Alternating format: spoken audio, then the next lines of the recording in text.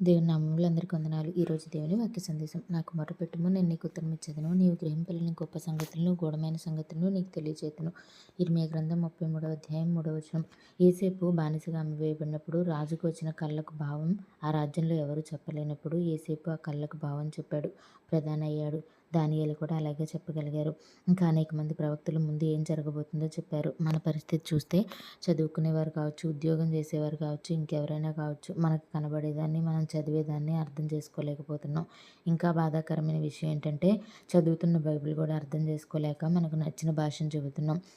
దేవుడు నాకు మొరపెట్టుము, నన్ను అడుగు, నీవు గ్రహింపలేని గొప్ప సంగతులు చెప్తాను అంటున్నారు. మనం మొర కూడా పెట్టలేం. ఒక 5-10 నిమిషాలు ప్రార్థన చేస్తే అమ్మో చాలాసేపు ప్రార్థన చేసేసామని మనకు మనమే ఫీల్ అయిపోతూ ఉంటాం. అలా కాదండి, మొరపెట్టండి. నిజంగా దేవుని సన్నిధిలో మీ హృదయాన్ని కుమ్మరించండి. అర్థం కాని సంగతి ఏది ఉండదు, మారిన పరిస్థితి ఏది ఉండదు అని తెలియజేస్తూ వందనాలు.